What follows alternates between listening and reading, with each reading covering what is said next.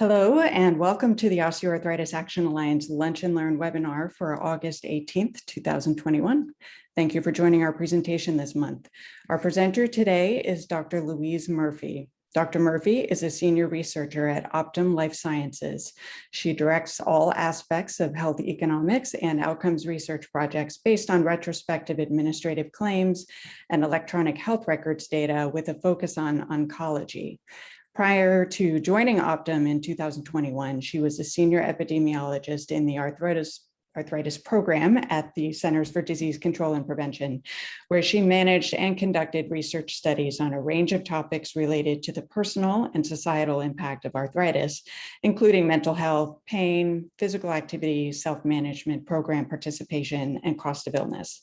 She earned her PhD in epidemiology from the University of Toronto and has over 100 peer-reviewed publications and conference presentations on chronic diseases, including arthritis, chronic pain, and respiratory conditions. Today, we will learn about all-cause opioids dispensed, the outsized role of adults with arthritis. Welcome, Dr. Murphy. Thank you very much, Kirsten, and thank you for the opportunity to present today. And as Kirsten had just noted, I'm currently employed with Optum Life Sciences. The work that I'm going to describe today, I conducted when I was an employee with the Centers for Disease Control and Prevention. So no doubt, as everyone on the call is aware, we've been going through a prescription opioid epidemic in the past decades. And although arthritis is a leading cause of chronic pain, for example, we know from multiple years of the National Health Interview Survey that approximately 1 in 2 US adults report having chronic pain. Interestingly, there hasn't been a lot of characterization of the prescription opioid epidemic in adults with arthritis. We have some information. For example, CDC did an analysis looking at 2015 prescription opioid data and found that US counties with the highest level of prescribed opioids were also those counties with the highest prevalence of arthritis. And I should note that that was a multivariable adjusted analysis that accounted for other characteristics associated with prescribed opioid use. We also know from medical claims data, which can be large samples, but not necessarily population-based, that osteoarthritis and rheumatoid arthritis are leading indications for opioid prescriptions. But overall, there's very limited knowledge about adults, the prescribed opioids among adults with arthritis in the general population, especially among adults with arthritis of all ages. So with that in mind, we, the arthritis program, conducted a study with these two overarching objectives.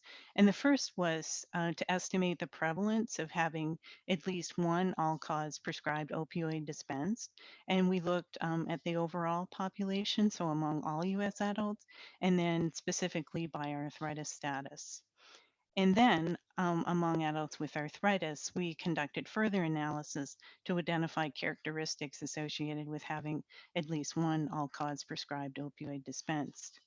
And I wanted to point to the fact that when I'm using the term all cause, and all the estimates presented today are all cause, and that means that although it's among people with arthritis, it may be prescribed for another condition, so we can't attribute it to arthritis. And also to note that dispensed means purchased. So somebody, a healthcare provider may prescribe opioids, but this represents people who have actually gone to the pharmacy and picked up their prescription. The data source for this analysis was the 2014-2015 Medical Expenditure Panel Survey, lovingly known to many as the MEPS. And it's a household survey. It's households in the MEPS are sampled from half of the households from the previous year's National Health Interview Survey, and estimates from the MEPS are designed to be representative of the US non-institutional civilian population. And in both 2014 and 2015, response rates were approximately 50%, and I should say that's accounting for the response to the National Health Interview Survey. And in the sample that we used, based on adults age 18 years, were approximately 35,000 respondents. So as part of the study methods, we defined arthritis. And arthritis, we identified that approximately 13,000 people had arthritis based on the definition. And we use an ICD-9 based definition. So individuals who had had at least one of the ICD-9 codes that you see listed there, they were eligible they were considered to have arthritis. And just to elaborate a bit on the definition, that those codes include osteoarthritis, rheumatoid arthritis, gout, lupus, and fibromyalgia, and also any condition that if a person went to a healthcare provider and the healthcare provider considered it to be arthritis. And the intention behind this definition was to develop an analog to what CDC uses, and this definition may be familiar to some of you, in other population health surveys like the National Health Interview Survey and the Behavioral Risk Factor Surveillance Survey. During MEPS, participants report the conditions that they have, that they've either seen a healthcare provider for or have been bothered by in the past 6 months. And I did not elaborate, but MEPS is an ongoing survey. We looked at it cross-sectionally, so we generated annual estimates, but one of the things MEPS does is collect data from individuals on and on for 2.5 years. So at each of these interviews, uh, participants report the conditions that they've experienced in the past 6 months, and then in the process of creating the MEPS files, medical coders review and transcribe these and code them to ICD-9 and now ICD-10, of course. So we defined prescribed opioids dispensed using information that was self-reported. And so the prescribed opioids dispensed that I'm describing, they were prescribed by a healthcare provider, filled at a retail pharmacy, and purchased by the respondents. And although I say that they are self-reported, we know that for a portion, it's not a random, it's portion, but for a subset of MEPS respondents, the medications are verified with retail pharmacies. And the estimates that I'm going to describe represent prescribed opioids dispensed in the past 12 months. So we did a series of things to ascertain prescribed opioids. The first thing in the MEPS, national drug codes are provided. And so what we did was look at comparable codes in CDC's morphine milligram equivalent file. And that, as you can see, that includes cough, cold preparations, injectable opioids, and those not used in an ambulatory care setting. MEPS, there's also another classification system for medications called the Cerner Multum Therapeutic Subclass. And so we reviewed the NDCs.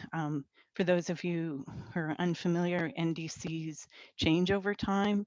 So if we couldn't find a merge that way, what we did was then look at drug names, for example, and see what fell within the narcotic analgesic or narcotic analgesic combination class. So for our analysis, the first step, as I described earlier for the objective, was to examine the prevalence of having at least one prescribed opioid dispensed in 2015. And we looked at this among all US adults and also by arthritis status. And we estimated crude and age standardized estimates. The age standardized were standardized to the 2000 projected US population. Then among adults with arthritis, we looked at the prevalence of having at least one prescribed opioid dispensed in 2014-2015 by selected characteristics. And note that although we did the analysis for 2015 for the prevalence, we combined 2 years to increase the sample size, but 2015 was intended to provide the most recent estimate. And when we did the prevalence, we looked at characteristics across 4 domains, which are listed here, and that amounted to 33 variables in total. Once we had done that analysis, we moved on to the multivariable analysis, where we looked at the associations between having at least one prescribed opioid dispensed and potentially 33 variables across the 4 domains. But we actually conducted some preliminary analysis to identify collinear variables. We looked at correlation coefficients as well as condition indexes, and we narrowed it down to 12 candidate variables. We estimated associations using prevalence ratios and 95% confidence intervals, and did both unadjusted and multivariable modeling. In the project itself, we did 3 series of multivariable models. First of all was a model where we included all 12 of the variables and then used some forward selection procedures. We found that in the end, the results were very similar. So today I'm reporting the model based on the all candidate variables. And because MEPS is a complex survey design, when we did our analysis in SAS version 9 and Sudan version 10, we accounted for the complex survey design by applying sampling weights and adjusting for the clustered error. I'm just going to cough just 1 second.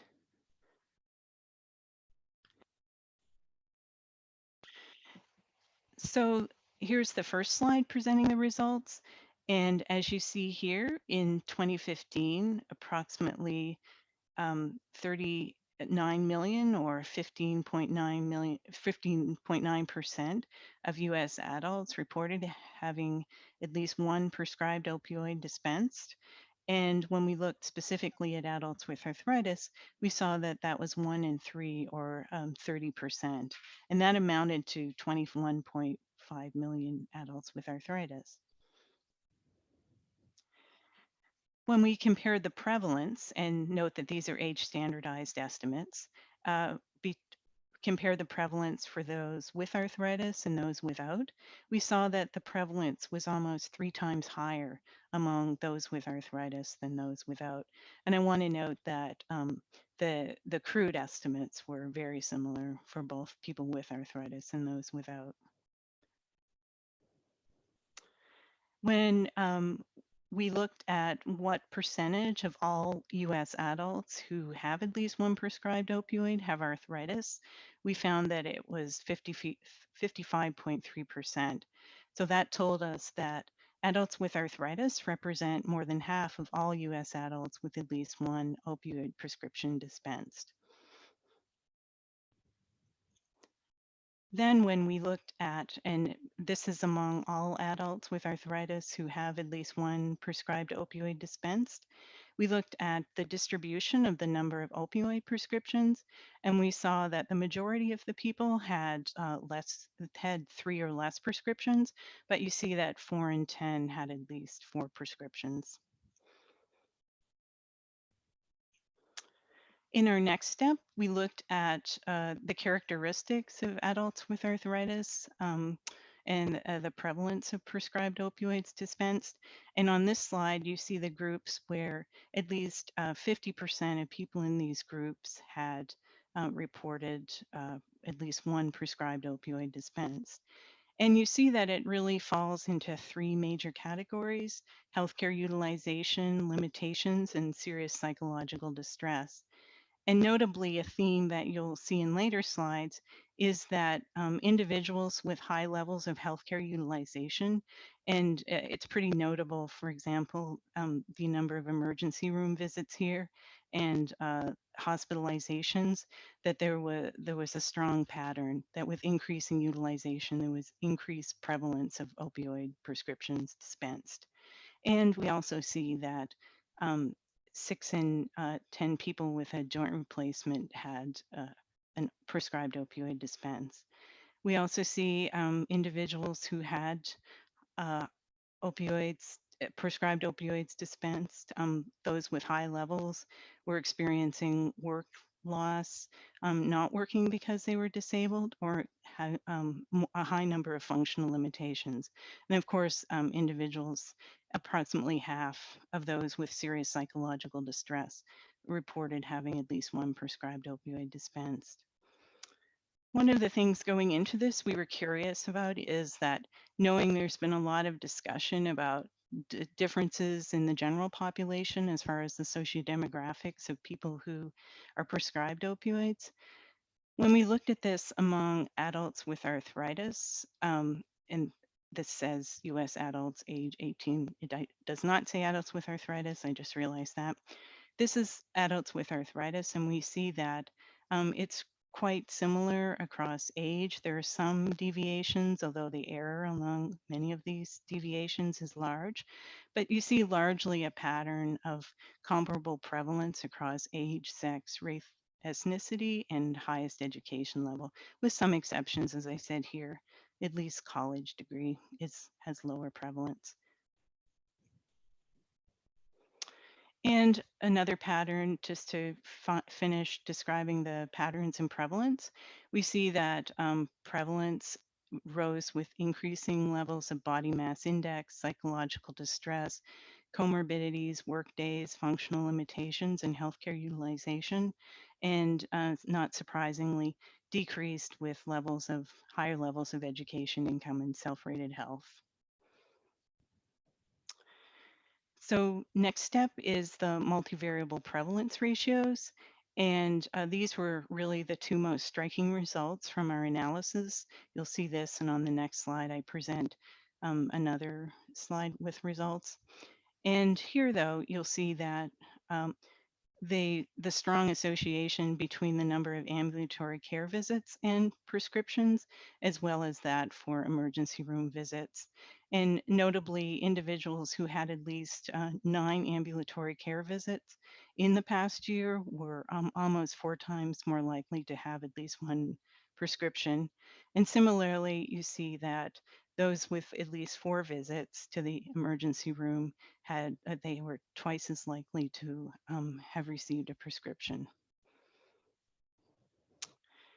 We looked at, as you remember, the 12 other variables, which included sociodemographic variables. We didn't see much of a difference there, except older adults were slightly less likely, and those with higher levels of education were slightly less likely to have re-reporting at least one prescribed opioid.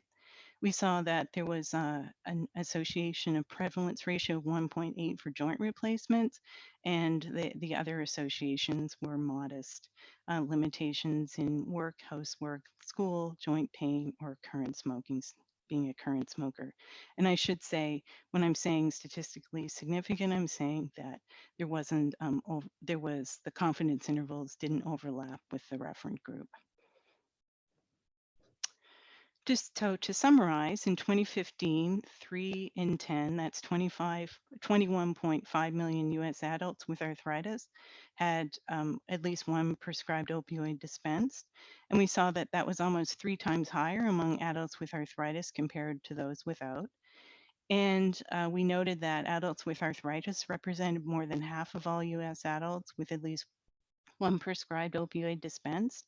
And as I started off at the beginning, we also know that approximately 1 in 2, usually even slightly higher, adults with arthritis report chronic pain. So the similarity in estimates is quite noteworthy.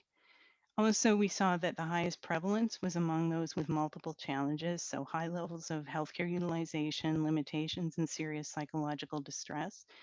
And these are typically individuals who also have the highest levels of chronic pain. And the results from our multivariable model showed that healthcare utilization was the most strongly associated of all the characteristics examined. Before moving on to the implications, I just wanted to briefly touch on the strengths and limitations. Limitations, it was based on self-reported data, although there was some validation of the pharmacy data. It's dispensed medications. We don't know if the person actually went home and took the medication, let alone finished the medication. The response rates are quite low, as with most population-based surveys nowadays. And although the sampling weights did account for the non-response, and we did not examine other characteristics like days supply or dosage. Strengths, this really addressed an important knowledge gap that has important public health implications. And the MAPS is such a rich data source that it allowed us to um, a looked at a range of characteristics that were potentially associated with prescribed opioid use across multiple domains.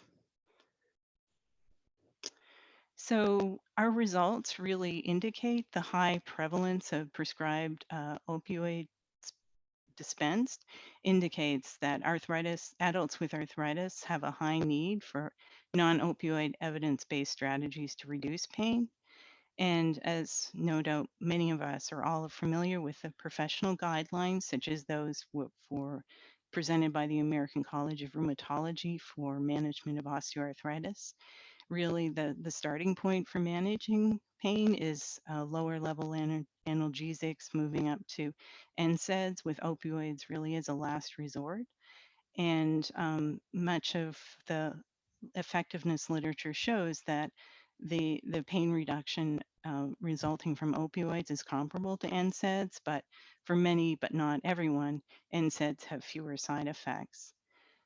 So the high level of prescribed opioids dispensed among people with arthritis indicates that healthcare providers may not be taking full advantage of effective pain management strategies for their patients.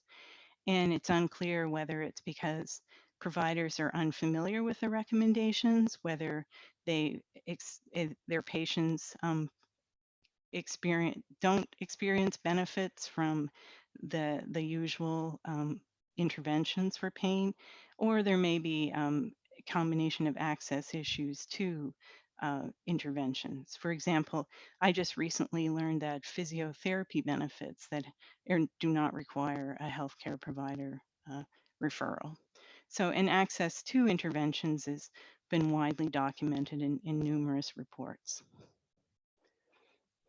And a multidisciplinary approach to managing pain has been recommended extensively including white papers such as Relieving Pain in America and the National Pain Strategy. And really for individuals who are dealing with ongoing chronic pain, a multi-prong approach is needed. It really becomes a much more complicated problem over time. We see from the results here that there's a strong association between prescribed opioids and healthcare utilization. And this tells us that people have frequent encounters with the healthcare system and that they have multiple opportunities to address pain management strategies. And so strategies and plans can sometimes be complex, but this would allow opportunities to take the long view on pain management.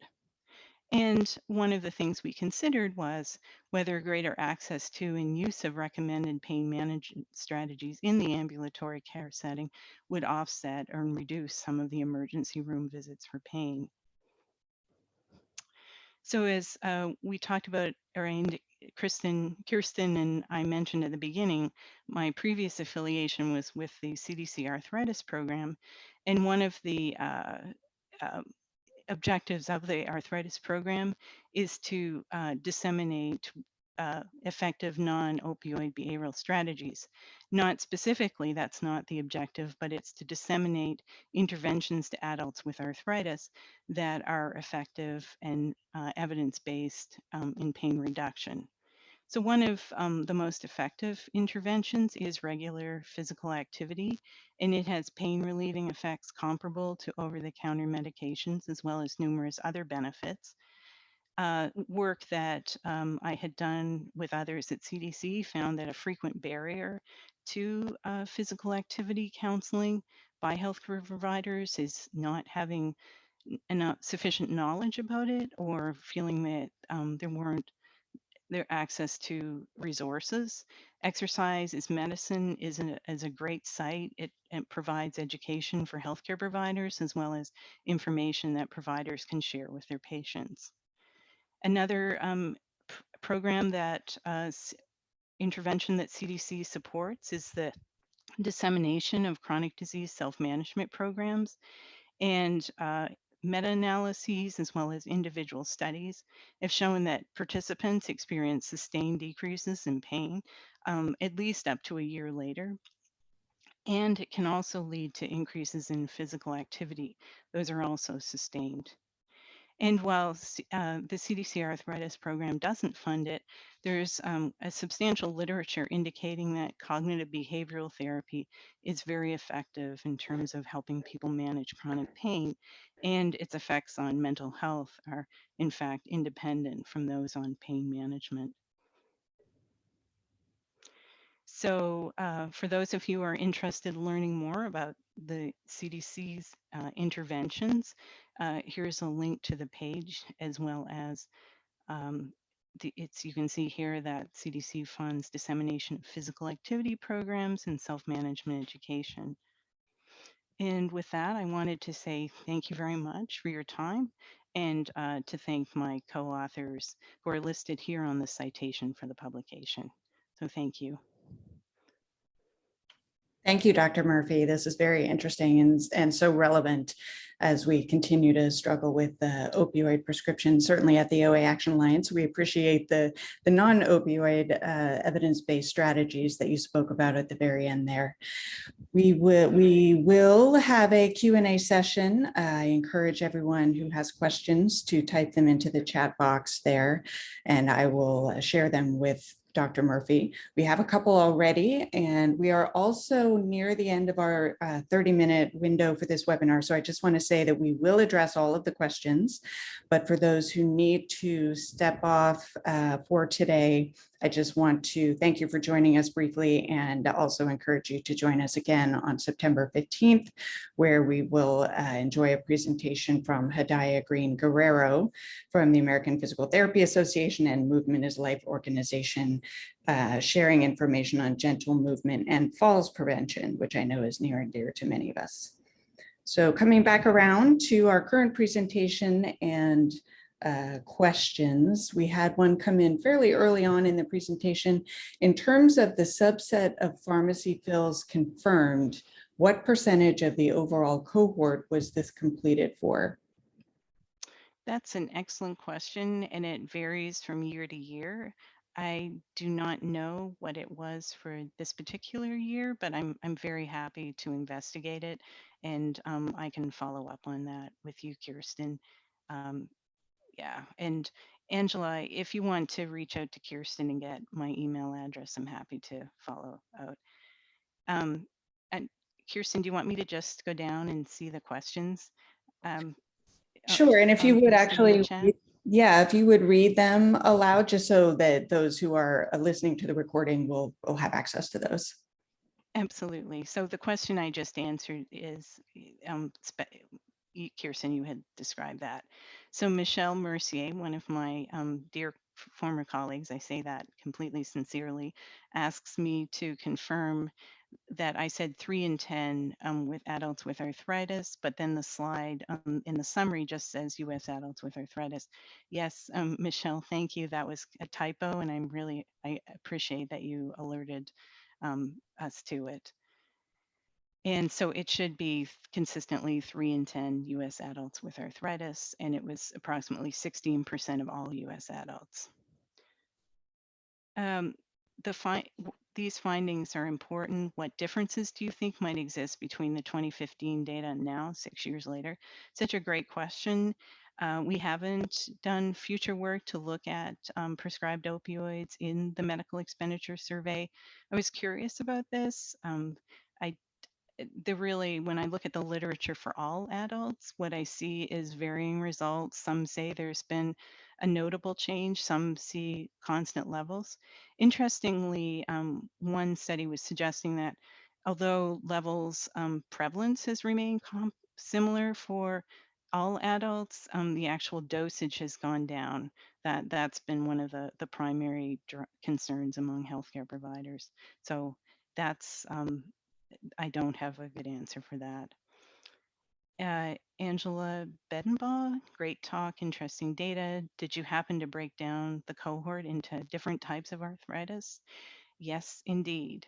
So we looked at osteoarthritis. Unfortunately, we weren't able to look at rheumatoid arthritis because in the medical expenditure panel survey, it's considered a rare condition.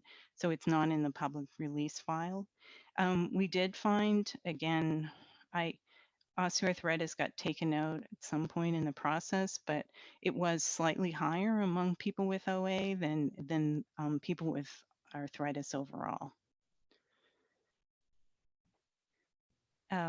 Yeah, I'm happy to take any other comments or any other questions. Yes, thanks everyone for all of your great questions, and we'll give everyone just another minute here to type in anything that comes to mind. And certainly, as we always do with anyone who has registered for the webinar today, we will follow up with link to the recording and any other information. And as Dr. Murphy noted, if you have any questions and want to follow up, by all means, email me here at the OA Action Alliance and we will get you connected. So it looks like we don't have any other questions. So I just want to say thank you again to all of our participants, our viewers today for joining us, and to Dr. Murphy for this wonderful presentation. Thanks, everybody.